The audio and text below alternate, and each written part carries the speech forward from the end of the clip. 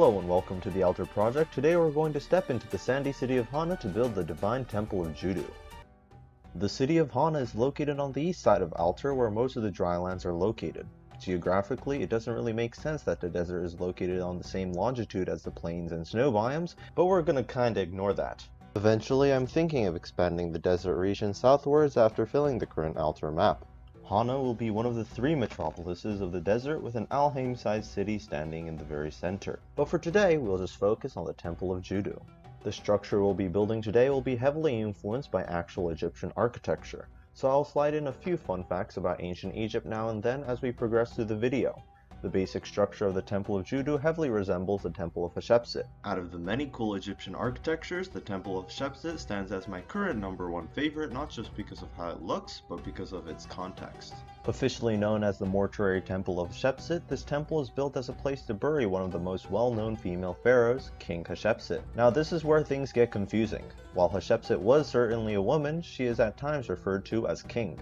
To begin with, the idea of king and queen didn't really exist in ancient Egyptian culture. It was more pharaoh/king and wife.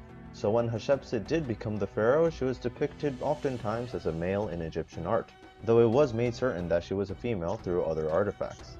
And when this particular king was on her deathbed, she said, "You know those previous pharaohs with their giant pyramids? Yeah, I want to go above that. Why not just claim a giant mountain to be my pyramid, and boom, I'll be the greatest pharaoh to ever exist." So she did. The cliff behind her temple is really a part of her mortuary temple as well. Now that my first segment of explaining the magic behind ancient Egyptian art is finished, let us finally begin. We'll begin with shaping the geography. This includes making the basic outlay for our temple and adding more to the cliff in the back. This is my sketch for how I'm planning to build this temple. In my drawing, we have the Temple of Hatshepsut-like structure in the center and giant flowers on the side walls that I will later explain. We will then build a giant staircase leading up to the top floor and flank it with statues of iconic horse falcons. We will then shift to the right side of the temple and begin building a pond canal thing to represent the first time. The first time refers to the beginning of time in Egyptian mythology. It is said that in the beginning there was just the sky and a body of water.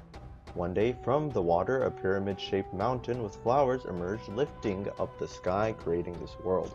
Many ancient Egyptian architectures, such as the Temple of Amun-Ra and Karnak, implements motifs that refer to the first time. I had a difficult time deciding how the water complex should look like, but figured it would be cool if this whole layer was just covered with water. Going back to the first time, it is said that there were only two types of flowers that lifted up the sky during the creation of the world: the lotus and papyrus flower. These two flowers are referenced a lot in ancient Egyptian art, and I will be touching on this motif a couple of times throughout this video as well. However, instead of building the lotus and papyrus flower, I created my own flower. I call them the Garbera flowers. All Garbera flowers grow only 5 petals, representing the 5 fingers in a hand, relating to how the flowers during the first time served as hands that pushed up the sky.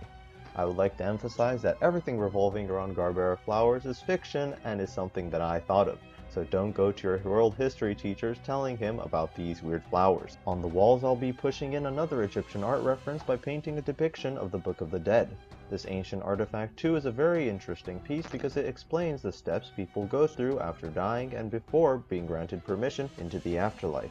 To explain the story concisely, you are first brought into a room where you'll meet the gods Anubis, Thoth, and Ma'at. They'll begin with taking out your heart and placing it on a pedestal, with your heart on one side and the feather of Ma on the other. If your heart is way lighter than the feather of Ma'at, congratulations! You've lived a good life, you may now proceed to the next level. But if your heart were to be heavier, the scribe god Thoth will write your name down as a failure of a human and will signal this alligator-lion hybrid thing to go and eat you. But let's say you weren't a bad guy and didn't become Amit's lunch. Horus would then escort you to the almighty god of the underworld, Osiris, where he would make the final judgment. Okay, I think enough was spoken about ancient Egyptian art history facts. Let's continue. We'll move on to the facade of the temple to build many guardian statues and an iconic sphinx statue besides the entrance. After copy and pasting what we had created on the right side to the left, we'll move on to the second level and add more statues. I also built a giant Anubis statue just because it will make the entrance look cooler and simply because he is my favorite Egyptian god. I added a few more finishing touches to move on to the interior of the bottom level. All I really did was decorate the walls with iconic Tutankhamun-esque sarcophagi statues and added lights on the ceilings. I then pursued deeper into the temple in order to make another pair of staircases that would lead to the upper level. The walls on the second floor felt really lonely, so I decorated the walls with even more ancient Egyptian motifs. While building, I noticed how the left side of the temple faced north and how the right side faced south. To the ancient Egyptians, the cardinal points played a major role in their mythology and history as well. Way back before the 30th century BCE, Egypt was once divided into two nations, Upper and Lower Egypt. You might imagine upper meaning north and lower meaning south, but because of the direction the Nile River flowed, Lower Egypt was located on the north and Upper Egypt on the south. Therefore, in Egyptian art, there are many motifs representing the two nations. Lower Egypt is oftentimes depicted with a lotus flower with their king portrayed wearing a red crown. On the other hand, Upper Egypt is symbolized by the papyrus flower with their king wearing a white crown. So I implemented that idea into this temple by drawing the lotus flower motif and red crown king on the north walls and the papyrus motif with the white crown king on the south. To top it off, in the center I built an empty throne just because I felt like it. I'd like to warn you again that everything in the interior of this building is made from my imagination and does not have any correspondence with the actual temple of Hatshepsut, so don't go to the real thing expecting an empty throne. I then returned back to the room with all the water and erased all the decorative lighting on the ceiling because it just didn't feel right, and instead decorated the rooms with columns. Columns too are an important element in Egyptian architecture because they too reference the first time. Columns are supposed to represent the plants that raise the sky during the first time, which is why if you look closely there are depictions of leaves at the very top of Egyptian columns. Just hang on a bit longer because we're almost done. We'll move on to the very top floor where there are actually no stairs connecting the bottom levels to it because this layer is meant to be truly ancient. We'll start by adding a few columns inside the large room and move on to carving a narrow hallway leading to the other side of the cliff. While the actual temple of Hatshepsut doesn't have a feature like this, it is true that the real body of the female pharaoh was buried on the opposite side of the mountain. The belief that whatever you bury with the body will directly be transferred into the afterlife is practiced not just by the ancient Egyptians, but by many other cultures as well, which is why in the pharaoh's chamber I placed a bunch of treasures encombing the sarcophagi in the center. I then returned back to the large room to finish decorating the walls and floors. We are now in the final stages of completing the Temple of Judu. All I want now is something truly breathtaking, decorated slam in the center. According to my rough sketch, there was supposed to be a giant Garbera flower decorated in the middle, which I tried making, but it just looked meh. So I scratched the idea and decided to build a giant monstrous figure wearing the Nami's headdress buried into the side of the cliff.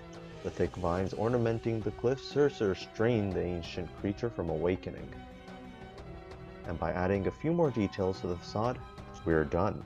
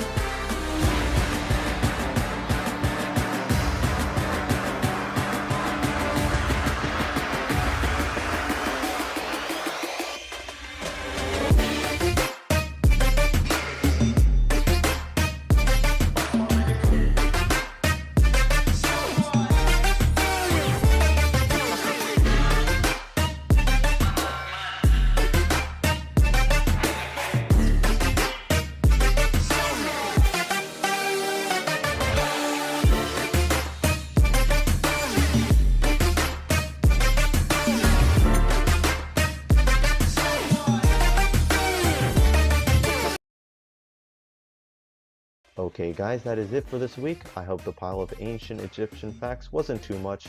For all the ancient Egypt fans, I hope you spotted all the other ancient Egyptian references scattered all around the temple.